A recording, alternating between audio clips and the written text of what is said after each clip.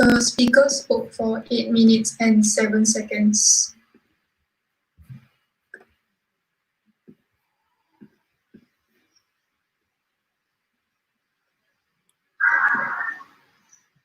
I thank the Prime Minister for that fine speech and call upon the Leader of Opposition to start the case for the opposition.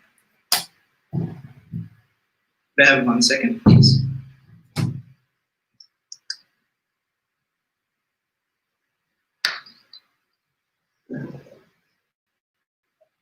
We now have the first speaker from the opposition to begin the debate.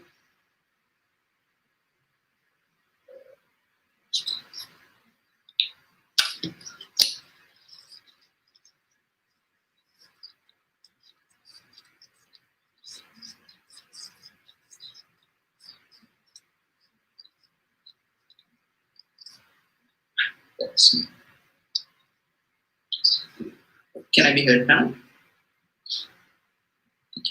Yes. Panel, it's strange to tell drug users that you're the victim here, but stay away because you just so happen to be scum everywhere else. Strange to say we're going to protect you and your family and then enable the cartels to become richer than ever before. Strange to say we're going to keep your children and your community safe and then funnel more profits because now the state is subsidizing those cartels. Because notice the distinction in their case. They choose to make cartels stronger because of this weak model where they say, we're going to simply privatize the market. That's simply not going to work. What is our stance on side opposition? One, we support decriminalizing the consumption of all drugs. Because if you look at the rhetoric, I think that's what they're trying to lean into, but they simply don't make the necessary links. Everywhere else, you're going to have massive punishments. So the same way, Portugal chose to treat users like humans, where there was no fear of being thrown in jail, which was complemented with public health protocols that saw the lowest consumption rates in that part of Europe. I think that closer approximates our model than this vague characterization of a war on drugs. But two, we support the general trend of harm reduction across the state. So everything that proposition does in terms of counseling, needle exchange, and overdose happen better under our side so that it doesn't really hold any water. But B, we provide the establishment of community centers that actively engage with the community and help addicts. But C, we would reform drug-related enforcement to ensure that it is non-punitive in nature to suit harm reduction. But D, we provide users alternatives to hard drugs within community-based centers as a means of gradually weaning them off. What is the distinction in our case? Notice in their comparative, I'm going to prove that cartels become strong, that cartels can continue to profit of the third-party harms that drugs bring. In our comparative, we treat consumers as the rightful victims they are, victims of a system that chose to exploit the vulnerability they don't deserve to make profits. Two burdens. One, that there's a principled obligation to crack down on suppliers. Two, that we better solve the drug problem. Panel, these burdens are independent, we could win on either. Before going to my arguments, a couple of points. First, on the response to your PUR. And here they glibly say, Anna, without a second thought, look, you're going to be scum outside. You're going to be criminalized for consuming or simply holding drugs, for partaking in any kind of trade. In that instance, notice the gaping principle inconsistency, where they say, look, you are the victim of the system, but it's restricted to a particular geographic area. If that's the case, I'm not sure whether it's important. It should apply across the board. First point of response then on this notion of private markets, where they try to narrow the debate and say, look, these cartels are just somehow going to vanish, that you're going to have only private suppliers that the state chooses to treat. Why doesn't that work? A, these suppliers simply aren't going to emerge. Because notice the economies of scale that cartels and other suppliers have built up. The fact that it's inherently dangerous because there's always the threat of you being attacked by cartels that want to keep making profits. But second, the distinction between cartels and other suppliers is porous. Who are likely going to be supplying with state licenses are simply going to be a rebranding of the cartel, the same individuals, a different name, massive profits anyway. But see, in their world, these states are going to somehow regulate pricing. Let's assume they mean they're going to give them subsidies. They're pretty disingenuous here as well. In that case, where does this profit go to? The profit margins are going to expand to the cartels themselves because at absolute worst case for them, at absolute best, they're still going to have the cartels being the ones who are supplying the drugs to these legitimate industries. Because ultimately, even if they were to consider all of that to be false, there's simply more resources in their world that is going to maintain these ones, but also crack down on cartels. Second point of response then, on state failure. And here we broadly concede that state failure has contributed to this. That is why we chose to decriminalize the consumption of drugs. But the comparative here is we applies to keep profiting. But notice their principle is so what? The surely state fair would be more important than just to extend to one region. Third and finally, on buying. Notice there's a high burden to prove that people would come to these ones. In the case where they say there's more regulation and law enforcement, especially since it's criminalized outside, the perception is going to be harmful because the state sees you as scum. In their word, if someone overdoses outside these zones at home, in that instance, they're never going to call the police or the hospital simply because they see it as wrong. Two arguments there. First, as to why there's information obligation to show no tolerance to suppliers and dealers. Two, how we reduce the power of cartels and thereby decrease drug use. Sure. Okay. As a drug user, why would I have any incentive to take drugs at home when I can take cleaner and much more safer drugs in these provided sites that are approved by the government? I think first, it's obviously because all the drugs seem to be accessible. It's just a bigger market for the cartels in your own neighborhood. But also the comparative individuals would just prefer to be at home, especially if there's so much police scrutiny, and you'd out yourself to all your neighbors that you're an addict if you choose to go to the zone. That doesn't happen at home. On state obligation, A, now the individuals who they continue to give profits to aren't profit. The gangs and cartels that are going to profit in their work chose to broaden their reach and intimidate and bully law enforcement. But B, the incentive structures of the people they give benefits to are profit-based. So the cartels and suppliers who they now make legal entities are individuals who are wealthy and well-adjusted that chose to exploit this desperation of the poor. But C, they actively create third-party harm knowingly. And this irrespective of being legitimate or not, it looks like selling drugs to individuals, enacting their buying and fostering it. Because they can't simply moderate out and say addiction doesn't work. If you're taking a small amount of cocaine, that means you're going to be poor. That becomes exponential. Which is easily accessible to everyone. But it looks like recruiting children in poor communities that cartels are now better able to do in their way.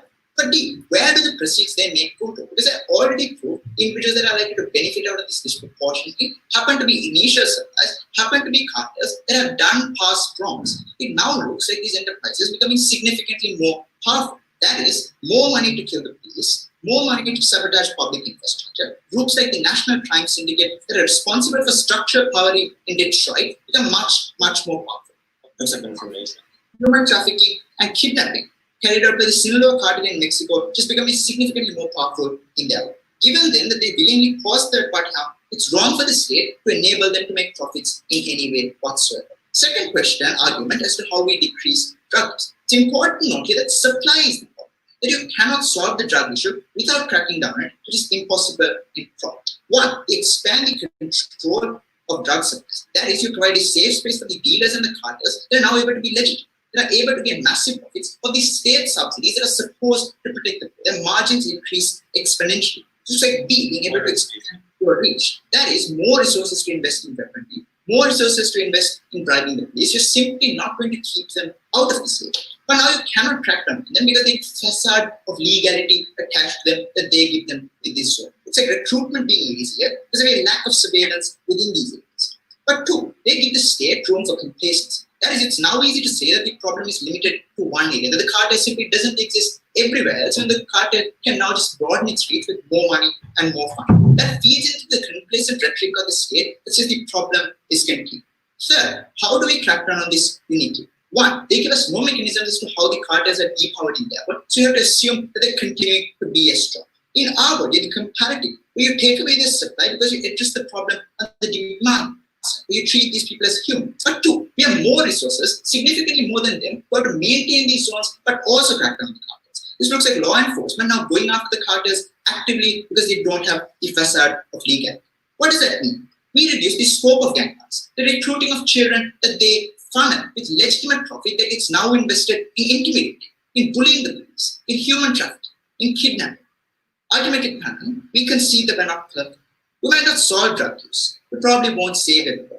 But we refuse to become complicit in the atrocities of cartels. We refuse to expand their power. That panel is a good in and of itself. The speaker spoke for 8 minutes and 11 seconds.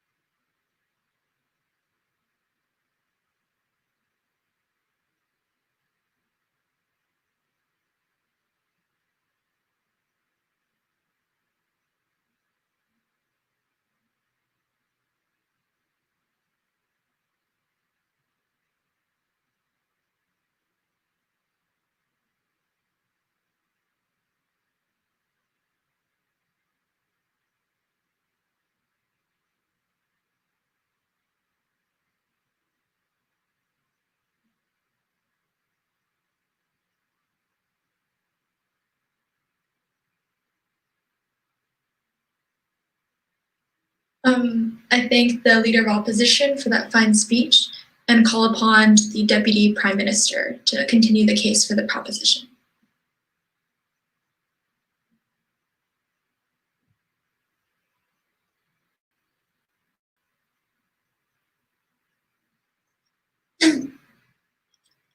Can you hear me all right?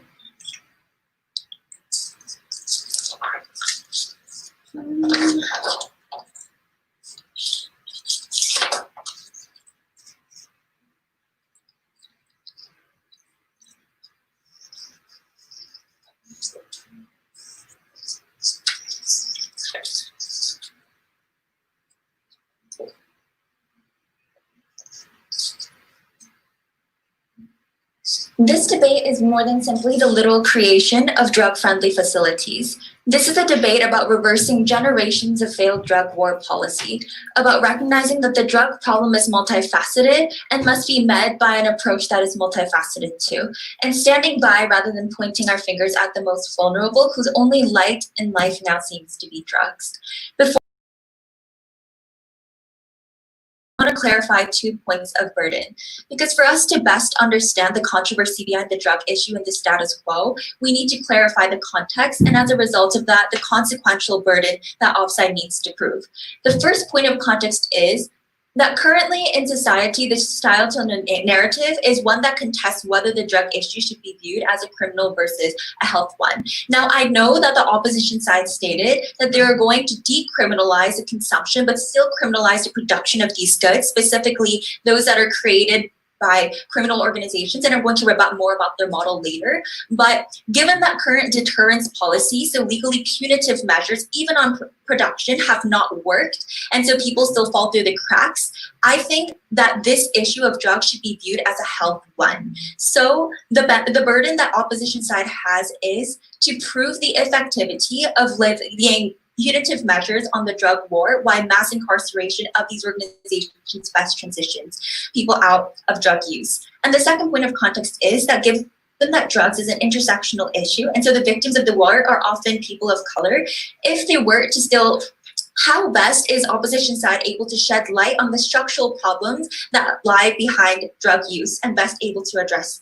these problems? I'm going to refute their model, and then I'm going to refute their arguments. Their model I had a lot of problems with. The first thing that they said was that they're going to decriminalize consumption, just like the Portuguese model. Then they're going to boost harm reduction by creating community centers. And lastly, that they're going to make drug-related enforcement non-punitive. And this goes for both hard and soft drugs. The first thing I want to say is that they concede to a lot of benefits that my first speaker already gave you. This is why I have the biggest problem with their side's case. Because the first thing is that they co-opt our principle about the duty of the government to protect drug users at the point in which they say that they are also willing to decriminalize consumption of these drugs.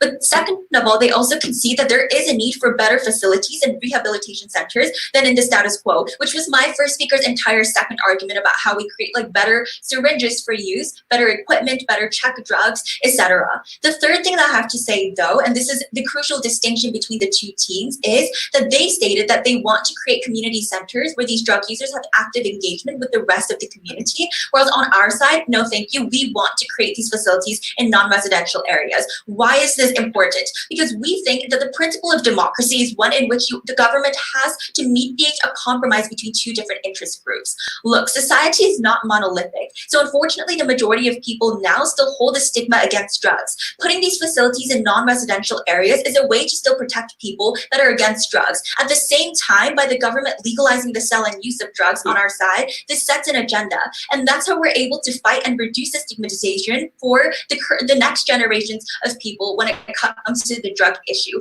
This is the notable distinction between both sides, because on their side, they aren't able to protect the vast majority of people in society right now who are against the uses of drugs, especially in residentially crowded areas. The first argument, or their arguments in villains, and so criminal cartels are going to proliferate, how our side subsidizes this criminal cartels. And then their second argument sort of talked about how the government has now a greater room for complacency. The first refutation I have is that these facilities are entirely government run and government sponsored, so the entire process is going to be monitored. That defeats their idea about like the lack of surveillance and the potential for there to be mixed drugs or other drugs that are Right. underhandedly brought in by criminal cartels. But second, before I go on, go ahead. Ma'am, is the failure of the state the only factor responsible for the formation of the drug problem? That's not what we're saying. We're saying that, so first of all, based on precedent, punitive measures like you guys are advocating for on production hasn't worked, so you still have the burden to prove why it will. But second of all, we're saying that it's not the failure of the state, it's the state's role to be a mediator between different groups in society, whether that be the majority of people who are against drugs, but the minority of people, especially in marginalized communities, that still resort to drugs because of structural issues. The state needs to create a compromise between both sides, and we're the only side that does that in this debate. The second refutation that I have against their argument is that if drug enforcement is not going to be punitive, like they clarified in their model, then how exactly do they plan to effectively and mechanistically crack down on cartels? This is a mechanistic analysis that we didn't hear from their side. So essentially, if they aren't going to push for legalistic measures, we would say that there would be less political will and political push to have to go after hard drugs or criminal organizations that sell these types of drugs. Right. So they get rid of their power to do so anyway. But in addition to that, the refutation I was going to say was that essentially if we divert the consumer pool from essentially the criminal organizations market to these new community centers that they create on opposition side, they defeat their impact by themselves because they've effectively diverted the demand for these hard drugs from criminal organizations to these new rehab centers or community centers that they create. No, thank you. What that effectively means is that they already reduce the power of criminal organizations by doing so. So even if we take them at their best and say that they do reduce their criminal power, this essentially leaves them with no exclusive benefit or an actual concrete impact at the end of their case. But the last refutation I have is, on our side, we better shed more light on the structural problems that underlie minorities using drugs. And these are things like them having a lack of access to infrastructure, having more exposure to like criminal organizations in ghetto neighborhoods, or for instance, the fact that they have to boost their functionality and so they decide to take other drugs. On their side, they still waste their time on trying to take a reactionary stance to punish criminal organizations when those resources and time could be better diverted in order to push politicians and incentivize NGOs to push for putting agendas on the plate that are more targeted towards actually creating infrastructure in neighborhoods and tightening the environment so that minorities are less likely to opt into drugs. And that leads me perfectly to my third argument, which will be about how politicians now have an incentive, increased incentive to create drug legislation that helps POCs instead of criminalizing them. The creation of designated non-residential areas in which hard and soft drugs are both legalized changes the narrative of the drug issue from one about crime to health. It's less about prosecuting who should be held responsible and more about how we should provide rehabilitation measures to transition drug users out of overdose and uproot the structural issues that lead to low-income communities being the ones most vulnerable. Firstly, we can now collect more objective and accurate information from drug users at supervised injection facilities on drug issues in the status quo, whereas in the comparative, these individuals would not have been allowed to share their drug history with other local authorities. But second, even if there are currently politicians that twist the narrative to disadvantage POCs, the new, more credible information gathered from research can be made readily available to the public. Look, the comparative one, whereas under our world, first of all, in the short term, you're able to give more legitimacy and traction for NGOs and other people outside the government to rally the cause for drug issues, because right now they're always sidelined under the accusation that drug issues are criminal. But second of all, even if you don't buy that, in the long term, though we might not be able to change the perceptions of people now, 5-10 years down the road, after drugs have been legalized within areas, drug activities can be seen as normal, and politicians can set an agenda on the table for Congress to push for better rehabilitation infrastructure, poverty alleviation, ending the war on drugs, and etc. within low-income communities. There can never be a perfect solution to drugs, but we come the closest to compromise. Thank you. The speaker spoke for 8 minutes and 14 seconds.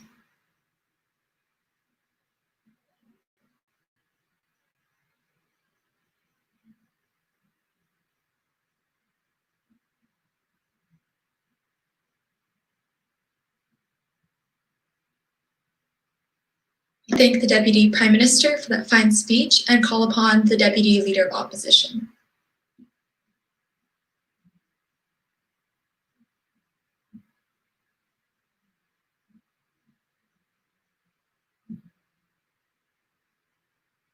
Can I be heard if I speak like this?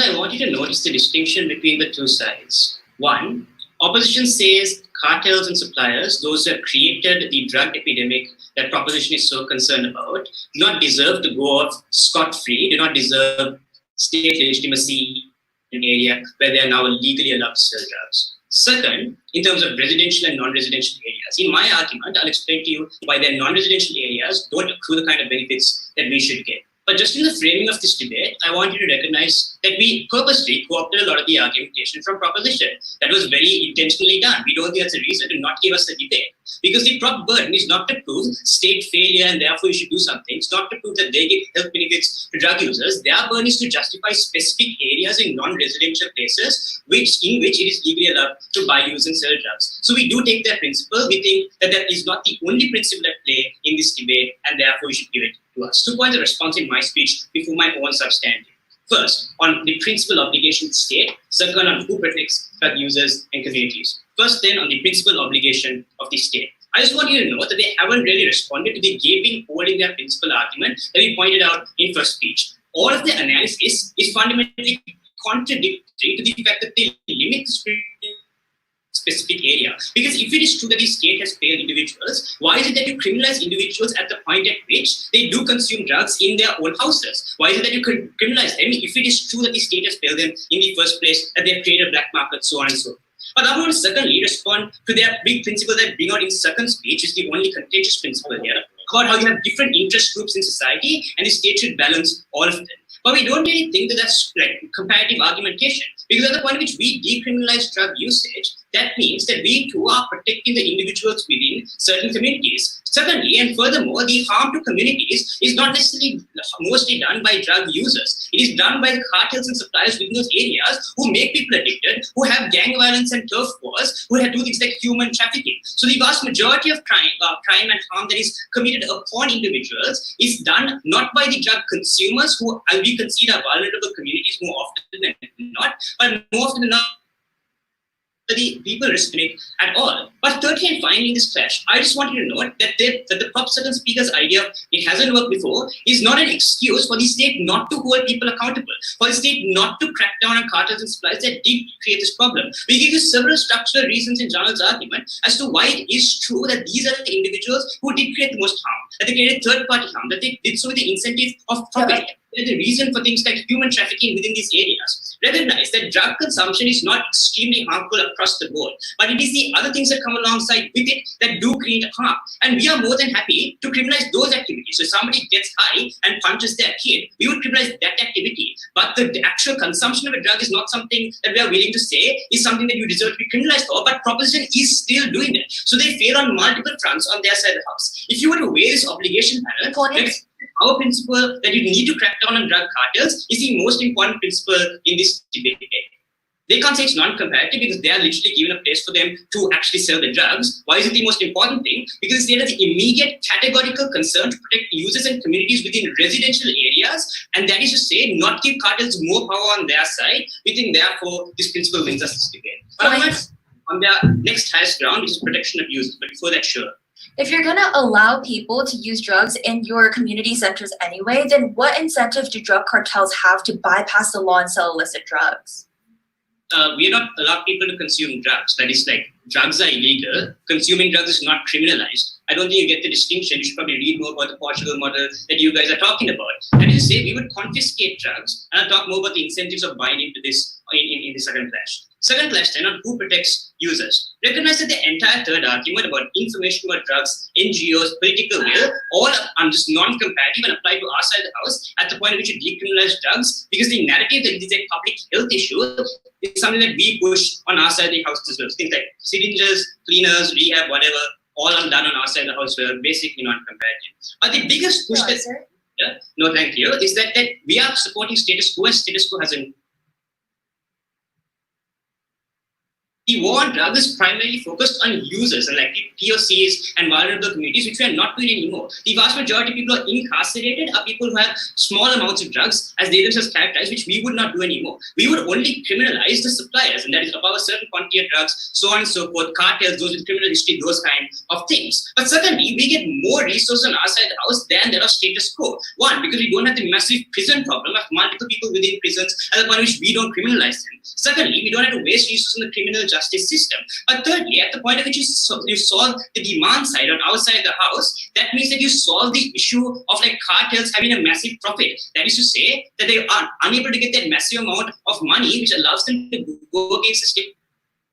At the point which we get the benefits that Prop talks about, we do think that it's significantly more likely that we are going to actually get rid of the cartels. But thirdly and finally, in this clash, they tell us about their model, right? That it's state-run within these areas, and therefore nothing's going to go wrong. Two problems with that. The first is that there's always a perverse incentive of drug cartels and suppliers to actually go against state interests. Lots of things are going to fall through the net. They cannot create like a perfect model in these areas. They're going to get recruitments, they're going to get bad drugs, but most importantly, they're going to get cartels operating outside of these zones. They're going to have them going to residential areas and schools because they want a bigger market and they want more profit. So essentially, null and void policy on their side of the house. Why is this comparative on our side? Because we reduce the power of cartels at the point at which we don't allow them to legally sell and gain profits. On their side, these same criminal groups who have always sold drugs are going to get these licenses. If the state can't put them in prison, what's the guarantee they won't give them a license? The same individuals are going to get the same profit going to those individuals, and therefore it's much, much worse. Finally, then, thank you, on how we get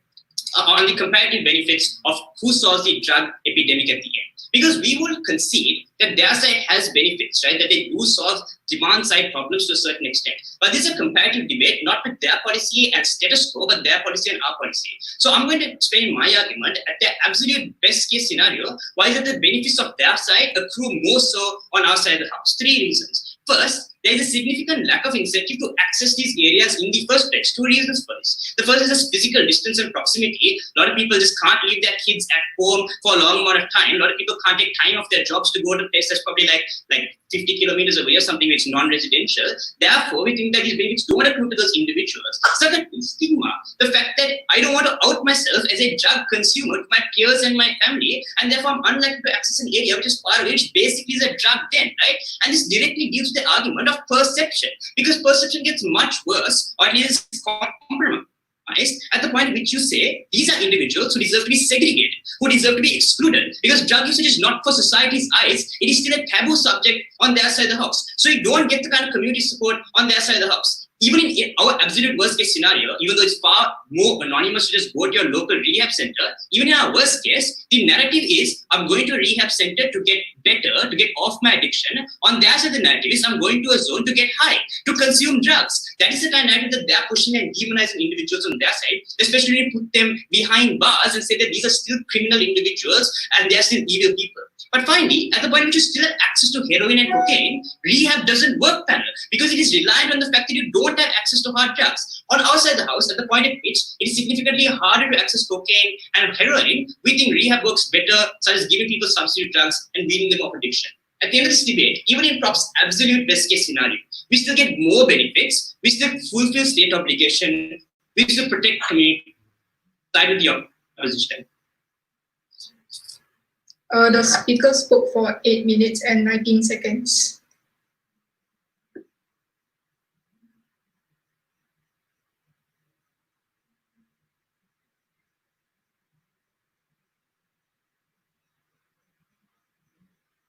I thank the Deputy Leader of Opposition for that fine speech and call upon the government whip.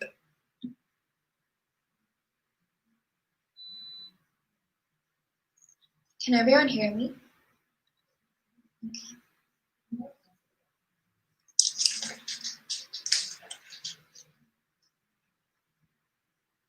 Before I move on to my clashes, let me give you some rebuttals and flaws about their opposition model. Because in today's debate, they talked about how they're going to decriminalize consumption of drugs, how they're going to have so much counseling and provide these community established centers, providing this extremely idealistic world in which nothing is going to practically take place. First of all, we told you in today's debate that supply itself is not the issue.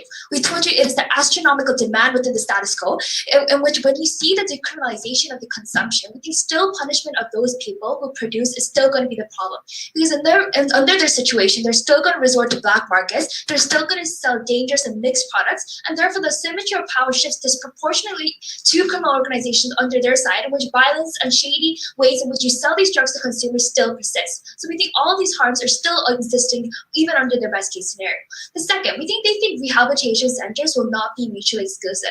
But the moment in which they decriminalize only one side of the spectrum is when financial capital of that government has to be diluted once again to crack down on these growing gangs and law enforcement, right? So we think there's completely less efficiency under their side, or less resources in general to invest within these kind of efficient rehabilitation centers as they are portrayed within their model.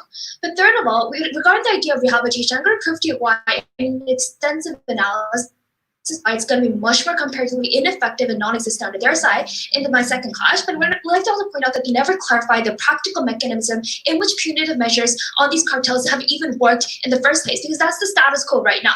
Because what we're seeing right now is that when we legalize the market within these kind of supervised areas, we force these criminal organizations that have existed within the status quo to abide by government regulations, because we think that these cartels have the incentive to legally open businesses when they firstly benefit from not risking any unnecessary legal punishment. Second, they can get a much more sustainable consumer base, and they can even get advertisements aired legally by the government, which is all in your way because they're profit-seeking, beneficial for these cartels in the first place. So we think there's so much more incentive for these criminal organizations to resort to government regulation and follow through these kind of regulations that we set under our model. But under the worst-case scenario, in which some cartels refuse to change, we think they lose profit to competing businesses who will provide safer alternatives under government authority. Either way, we minimize the power of these criminal organizations, so-called, that they have provided to us under our side. So we think under that case, we clearly take the debate home. But moving on directly to two issues that I want to address in today's debate. First clash regarding the idea of justification. Are we justified to legalize these drugs within these specific non-residential areas? Second, regarding the idea of addressing the issue of drug crime, who can best rehabilitate these drug addicts in the long term? So moving on to the first clash, we think both teams agree in today's debate that the government has a principle when it comes to protecting the vulnerable sector of drug addicts, because they do concede in the beginning from their side that when they decriminalize these individuals, they concede that the government has the obligation to make sure that people who are coerced due to socioeconomic status or due to familial relationship like childhood neglect or abuse or lack of education, because of structural oppression that exists, that these non-residential sites become the way in which the government acts as the mediator between the growing amounts of people who has to resort or unfortunately resort to drugs within the status quo, and will continue to use them in underground ways, as well as other people who feel social stigmatization. The only principle or so-called principle under their side is that cartels create active harm or exploiting people, so states should not allow this. But I think that's all contingent upon the assumption that criminal organizations will rogue under our side, which we told you is completely not the case in the first place. We told you the government is not encouraging drugs. The government puts regulations upon advertisement themselves. Government puts regulation upon dosages you can take within these sites. So it's not a free-for-all market as they characterize, but also when they seem to concede to the decriminalization of drug use, is also when they concede to all of our other government obligation principle levels, which I'm going to prove to you in my second clash why that does not make sense. Yes, sir. Ma'am, on your side, if you're going to have so many regulations in this area and cartels are used to operating outside the law, what is the incentive of them to go to an area if they can just sell drugs outside this law for higher profit? We told you that cartels or criminal organizations have much more benefit because we told you about the sustainable consumer base, how they don't risk punitive measures, and all of the advertisements we told you before, clearly you weren't listening. So moving on directly to my second clash, when the more important clash regarding the idea of practical rehabilitation, we told you that this is the most important debate, the most important clash in today's debate because of the urgent contextualization in which this debate takes place. The best side who could use capital to reach out to the needs of these drug addicts and rehabilitate them is the side that takes this debate over. Thank you, sir. So what they have told you in today's debate is that firstly, people resort to cartels or do drugs at home and they won't go to these centers because of physical proximity or not. Second, they said that this is going to send the wrong message that drug users deserve to be segregated away from public eye. Thirdly, they talked about how cartels are going to become stronger under our side. First, I would like to say that drug addicts have much more incentive to go to these non-residential sites because firstly, they will not be criminalized, and second, they know for sure that that drug is safe and that drug is not mixed because it is under government authority. Third, they don't want to die of overdose as well. So even if there are exclusive minority of people who still like resort to shady ways in these criminal organizations. These people are not mutually exclusive under your side, in which they will still risk doing anything to keep doing these drugs. So if you don't think people will go to these centers because it's merely inconvenient, I think people will also be the ones who don't care about who don't care about anything anyways. But second, we'd like to tell you why under their side rehabilitation is merely ineffective and does not exist. Because first thing, they talk about how they're going to confiscate drugs within these kind of rehabilitation centers. Then what gives incentive for any of these drug addicts to actively go to these rehabilitation centers in the first place? Because they characterize these people as people who can't control themselves, or people who are going to resort to doing drugs at home. But under that kind of logic or characterization, these people won't actively go to your rehabilitation sites in which the government's actively taking away these drugs. But secondly, why is our rehabilitation much more effective? It's because right now, when it comes to rehabilitation, addicts, heroin addicts, who are severely or physically addicted to these drugs, they need to gradually integrate into gradually taking moderate doses. But under a side in which they're simply expected to sweat it out and suppress their urges, it becomes an ineffective way of rehabilitation that does not approach tailored approaches to drug addicts in the first place. But not only that, we think rehabilitation does not work because drug addicts have to actively step into these centers under your side in visible cities where they're exposed to the pride and judgmental eyes of the people, as we told you before. They're less incentivized to do that in the first place because stigmatization and the status quo already exists on a maximum level. These people do not want to actively step into the city and try to show that they themselves are already junkies within the streets. We think these non-residential areas create a rather safer and humanizing environment where addicts don't feel ostracized by the public eye, that they don't feel watched, and where they can go here, they can feel much more accepted because of the community that already exists. And therefore, we think that even in the best case, the difference between both sides that they promote criminalized production. So therefore, criminal organizations will still be the suppliers under their side and the black markets, right? But we think corporations are much more accountable to public opinion, government regulation. We think on a comparative of a model with theirs, people buy drugs in black markets from criminal organizations and still in an extremely underground way. So they don't solve this problem. And they talked about easier accessibility to drugs, but at our worst case, there will be some people who try drugs because it's illegal. But we think that trade-off is minimized when we under our side, we severely get rid of certain adolescents or minors who are enticed by drugs to the thrill factor alone, and because they're compelled to do so because it's simply illegal. But we think our policy is beneficial for long-term systematic changes because we now dissociate certain low-income and under-resourced neighborhoods, like back neighborhoods, ghettos, from drugs and crime. Status quo makes it easier for politicians to scapegoat certain communities for being problematic because drug problems pervade these certain residential areas. We think drug addiction is becoming greatly politicized within the status quo, and politicians remain negligent by blaming it on specific demographics. But under our world in which politicians can't shy away from the issue, once we start dissociating these decentralized and often neglected areas and get hold of how rampant this drug addiction is across all sectors of society, is the side that can sustainably create long-term policies addressed to solving the drug addiction. And because we best solve this immediate health crisis at hand, we're the one that takes the big one. Thank you. The speaker spoke for 8 minutes and 22 seconds.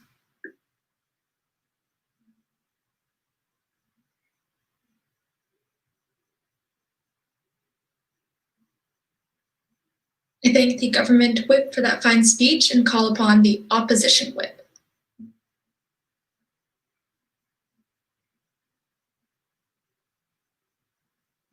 Can I be heard?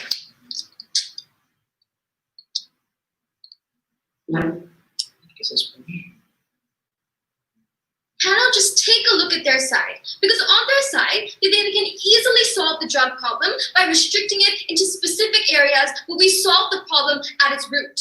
On their side, they treat drug users as humans, as victims, but only in one specific area. We do it every. Finally, they want to legitimize suppliers and cartels, people that have chosen to commit third-party harm towards communities and to the state. They just want to wash out that principle. Don't let them do that. We stand strongly against all of this. I have 4 questions in my speech. 1, on the principle. 2, on which side is there more buy-in. 3rd, which side better helps communities. And 4th, what side better solves the drug problem. And they want to tell you that suppliers are not the problem, but they are the problem because they're actively causing that harm. And if they want to talk about tackling the demand side of this problem, that's exactly what we're doing when we decriminalize it and we also provide these substitute drugs, not just in one place, but everywhere, all around the country. So first question then, should states legitimize drug suppliers on the principle? So let's deal with their principle of state failure though first, because when it comes to consumers and state failure, which is the biggest push we got from POP, they said we need to shed light on minorities and stuff, and minorities are being coerced and exploited by cartels, but they also want to let cartels supply. But no, we recognize that state failure has happened, which is why we decriminalize usage and we treat these people as victims and humans, not just in one area, but everywhere, as opposed to their inconsistent principle. But secondly, the principle then becomes whether state failure legitimizes cartels' harmful actions. If we were to concede that there's state failure, every crime in society is due to some form of state failure, but that whether it be crimes of necessity, of the poor, police brutality. That does not mean that it excuses the crimes that have been committed. Because let's look at the third-party harm that suppliers and cartels create. One, they choose to sell excessive drugs to vulnerable individuals. Two, they carry out illegal, morally abhorrent activities like human trafficking, kidnapping, and gang violence. But third, they actively kill off police members and members of the state. Cartels and suppliers not only knowingly create harm, but they choose to profit off it as well. Don't let them say this principle is important, panel, because at the end of the day, if you want to weigh this, they tell you there is state failure, so they have to somehow combat it. But we tell you the reality is the state needs to crack down on these suppliers, because the point at which they don't, it leads to an even worse form of state failure. Also, they accuse us that punitive measures do not work, and we agree. Punitive measures do not work on usage. That is why we decriminalize usage. But look at their alternative. Let's just not criminalize suppliers. What does that look like? What they're actually doing is they're basically allowing them to profit even more, and are basically endorsing them. We don't think that's great either. And they still punish the victims of epidemics everywhere else but in these areas, so they're basically contradicting themselves. Second clash then is their buying and pups model. And note, all of their practical benefits are dependent on buying from consumers and the seller. There was a very high burden they had to prove, and saying it's clear there's a natural incentive for everyone to move there is not enough to prove buying. Before I move on, yes, now I'll take your point. Under a side in which like you simply say that we're being contradictory because we don't decriminalize the consumption of drugs everywhere. How do you respond to the point that the government responsibility is also about trying to mediate different groups of interest? And because these drug industries was within its primitive stages of development, it needs to try to have a gradual integration within society. We don't think that necessarily matters. We're telling you that the government has to go out there and crack down on the only harmful people. We don't think they have to mediate their supply. We're telling you we crack down on them. That's the principle we gave you. That's what matters. So then second is their buying. Let's look at their two stakeholders. Because first on sellers, they say they don't want to risk punishment even though they've been doing that all their lives. We told you that incentive of risking punishment does not outweigh, one, the existence of so many rehab centers and information centers that actively threaten their profits because rehab is diametrically opposed to buying drugs. But secondly, when they have things like government oversight and quality that threaten their profits, that also harms their profits. So why are they just going to go to that area? They can easily go out there and do it outside the zone where they've been also avoiding punishment all their lives. But second, let's look at bias here. We told you families with children don't want to leave their kids and dip into their kids' college funds to go all the way to these areas they're unlikely to go. But secondly, there's a harmful stigma because basically you're labeling this place as a drug den. Let's look, this is why the perception work, because people on their side leave to go get drugs because you are a drug user. You are not welcome in our residential area. You have to go somewhere else. You basically don't deserve to be here. That's the perception that they cause. That's the perception they cause, and people are fearful of being outed as a drug user, right? Also, community centers, whether there's community centers in residential areas, we think we humanize them better. Panel, the point at which we have proven there is even some portion of a lack of buying, it completely undermines all their marginal benefits.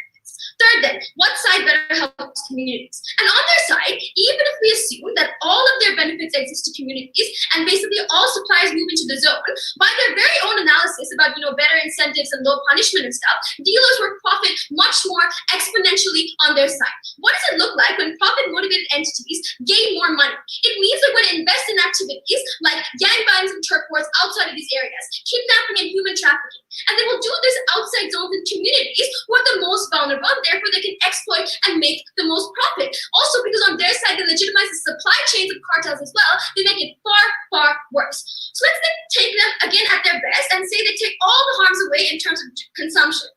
The point at which, panel, you even buy some of our analysis about the power of drug suppliers existing Point of information. 1% increase in the power of cartels should outweigh all of their taking away of harms. Because when you never try to actively solve and weaken the power of drug cartels, they will exist for an unquantifiable amount of time. But the point at which on our side, we actually put a significant amount of resources to crack down on these cartels, we think less rights are valid. All in all, panel, the power and magnitude of harms of the cartels is worse than in status quo. That is, not even to account the jail cells and retribution, but we channeled that money into stopping suppliers. Final question information on their speeches, what side better solves the drug problem in terms of rehab? Let me paint a picture of how acutely flawed their assumption is. Because if you are a lifelong heroin addict and you go into the zone, even if there's multiple rehab centers, the point at which there's one supplier giving you heroin, you're going to choose it because you've been addicted to it all your life. Why are we more likely to get rehab? One, we have centers everywhere, not just one area. Two, we decriminalize everywhere, so there's mass change in public perception. Three, there's active community engagement, and there's a better coordinated health response. But ignoring all of this, let's just weigh in terms of the quantity of addicts. So let's take them at their best and say buying for rehab exists on their side, it will exist on ours as well. Why do we have less addicts? One, it's easier to access hard drugs on their side because it's legal and the state is endorsing it. Two, it's easier to access rehab on our side, the point at which we have substitute drugs everywhere that's readily available. It's in residential areas and communities and not in far-off areas, but we don't also have hard drugs right next to our rehab centers. In the best case, where rehab is successful, they're far more likely to relapse, but also panel note, they have gateway drugs. Because it's legal to use drugs, some people that never would have gotten addicted are just going to go try drugs anyways because it's legal on their side. Panel, at the end of the day, we are a more legitimate state. We are a state that cracks down on the problem and doesn't endorse people that protect third-party harms. Don't let their model, because it sounds great, work because they haven't done enough to make it a legitimate reality. Side with opposition. The speaker spoke for 8 minutes and 13 seconds.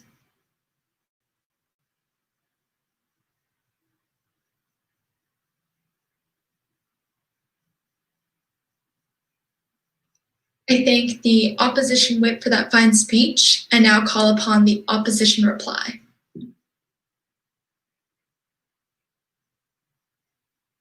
Can you hear me if I speak like this? Yeah.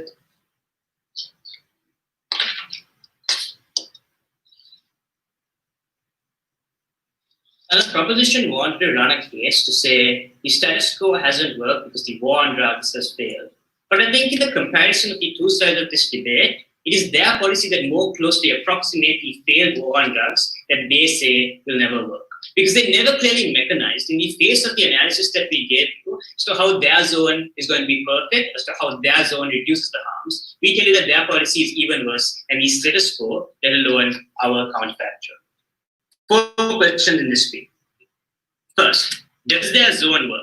And recognize, what I'm going to do is reply is basically tell you all the things that we told you, which were unresponded to, especially in the nuance, and therefore why we should win these particular questions. First, does their zone work? One, we told you about physical proximity, and third part just misses the point that there are other legitimate concerns that people have. We never said that people are just not going to go to zone. We said that you're not going to get the benefits that would accrue if everybody went to the zone, and the benefits don't accrue in the case that they do in our case at the point which not everybody goes to that zone. So that's physical proximity because of other concerns, but certainly and more importantly, the stigma that's associated with it. That is to say that people are not going to want to out themselves as drug users, and you're basically going to a drug den on their side of the house. How is it that people are going to do that? They cannot say that they're going to solve perception issues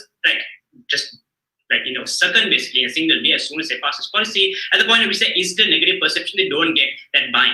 Thirdly, we told you suppliers have a perverse incentive against the state. That at the point at which you put several regulations on them, they're like to act outside. Sure, some suppliers are going to opt into this motion. We never denied that. But there are incentives that act parallelly, which are going to be acted upon. Those are things like going to schools and recruiting kids because you want to create a profit. Those are things like going to areas which don't have rehabilitation centers next to you because that goes against your profit. They're never clearly mechanized to us how they're going to solve the problem of cartels. We think that was their burden if they wanted to run a case like that. But finally, in terms of rehab, how is rehab going to work when you can access heroin and crack right next to the center? They never mechanized this for us. But secondly, in terms of the perception, it's going to be worse on their side by virtue of the fact that you are still stigmatized because you deserve to be segregated, you deserve to be excluded. It is still taboo. You're still a criminal if you consume drugs outside of this zone. They never respond to any of this analysis at the point at which all all of this is still marginally true, we think they've lost this clash on whether their zone works. But secondly, we told you our policy works because our policy is not status quo. We told you how we solve demand side by decriminalizing. That's the most important thing. We told you how we solve the prison problem, how we solve the criminal justice expenses. So our policy is definitely better than status quo, but why is their policy worse than status quo? One, by virtue of the fact that we told you that it is the same poorest individual, like the distinction between the criminal groups and the people in these zones are poorest. So they're often going to be the same individuals, the same cartels, the same criminals. They never responded to this analysis. What is all the impact of this? The fact that they get more profit, the fact that they get more recruitment, the fact that you legitimize the supply chains, the fact that the government gets complacent in solving the supply of drugs, even though all the analysis dealt with the demand of drugs. They crucially ignored all of this. The impact of this is, even if there's a little bit of harm by cartels, even though there's exponential harm of cartels, at the point at which that is true on their side of the house, that is increased on their side of the house, and people suffer significantly more. Things like trafficking, things like violence, things that we could attribute the vast majority of the harm in the current status quo too is significantly amplified on their side of the house. We think they lose this debate on that. But finally, in terms of principle, and they still haven't resolved the contradiction we pointed out to you, that if it is the principle that the state should have for drug users and POCs, while it doesn't apply outside of the zone, we don't think they have a principal ground to argue here. But our argument was not that you cannot balance multiple interests. Our argument is that at the point at which you give a legitimacy to the sale of drugs to the same individuals who have created the drug epidemic, you are failing as a state because that goes against your obligation to protect individuals. This is the core analysis that they never responded to down the bench. We think at the point at which that principle is true, that outweighs any other clash in this debate, because the immediate categorical concern of the state is to not flout itself and not fail its citizens more so than it has already done. For all of these reasons, because we solve the problem in every multifaceted way, side with the opposition. The speaker spoke for 4 minutes and 12 seconds.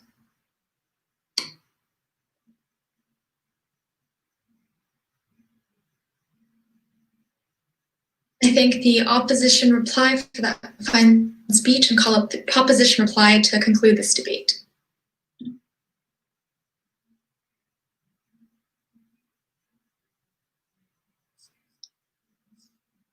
The role of the state is not just to side with one side of the interest group, not just the minority or the majority, but to mediate between all different groups. That's why it's not a principal contradiction under our side.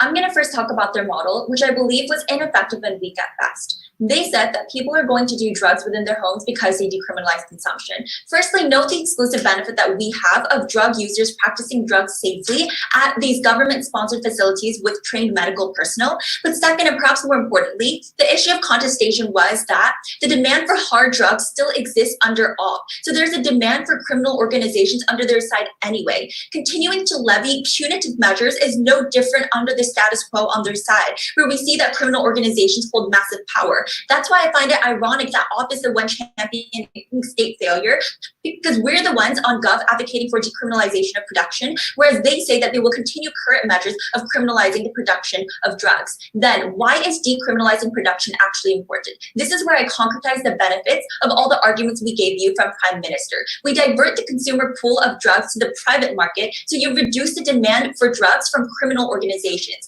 This means one, because the profit of them decreases, their power and reach has to decrease as well. But second, now these criminal organizations would resort to a different source of earning revenue in a more legal industry where legal authorities can better monitor activities. Another exclusivity under our comparative. Why does that not mean that we subsidize cartels? A big criticism that came from OP. Because it is not the cartels or criminal organizations that will bring drugs to our supervised injection facilities. It'll be private actors who will be checked to make sure that they're bringing safe drugs, proper amounts, proper dosages of drugs, which we already gave you in the Prime Minister's model. But second, even in the worst case that we say that drug cartels are both still financially incentivized under either side to target drug users, even though we might say that these cartels might become more violent, the net violence that these cartels induce on society will decrease because crucially their profit and therefore their power and their traction in society will decrease as well. Second, let's talk about why this has to be non-residential areas, another key point of distinction between our two models, because they said that they're going to champion harm reduction and create community centers where people can engage with the rest of the community. First of all, given that criminalizing production has historically led to an increase in black market crime, I don't understand why they're actually able to reduce harms anyway. I think that their practical doesn't necessarily support their principle. But second of all, they said that people will not want to cross the physical distance to go to these centers under our side. But look, these drug users are still going to want to go to these facilities in non-residential areas because firstly, there are no prying eyes of the public that will label them as nothing more than crackheads. And second of all, they simply don't want to have to go through the trouble of bypassing the law at the consequence of a punitive legalistic measure. But third, they say that the perception that we induce on Gov is that these drug users are individuals that should be segregated from the rest. About the incentive that people have to go to rehab. The creation of rehabilitation centers on their side and within residential communities means that stigma can continue to persist and drug users have less of an incentive to go to a more humanizing and welcoming environment for rehabilitation centers because this is not what they feel under their model. But second of all, because the government legalizes decriminalizes consumption and production under our side, that means that over generations we are crucially able to destigmatize the drug issue, which means that the political agenda will now turn towards focusing on the structural issues that minorities need to contest with instead of simply trying to prosecute the production of these drugs. Even if the perceptions of people might not change now, over generations these perceptions will change. Their side had the burden to prove why the government should neglect those who are fundamentally against drugs now instead of reaching a compromise between both sides. I said this to you before, but there will never be a solution. You can never satisfy all actors within society when it comes to drugs, but we are the closest that comes to compromise, a fundamental role in conception of government. Thank you. The speaker spoke for 4 minutes and 7 seconds. I think the proposition reply for that speech. I thank both sides for this debate. I will text that and ask him to put the judges in a breakout room, and then we'll be back shortly. Thank you. Thank you. Thank you. Thank you. Thank you for the debate.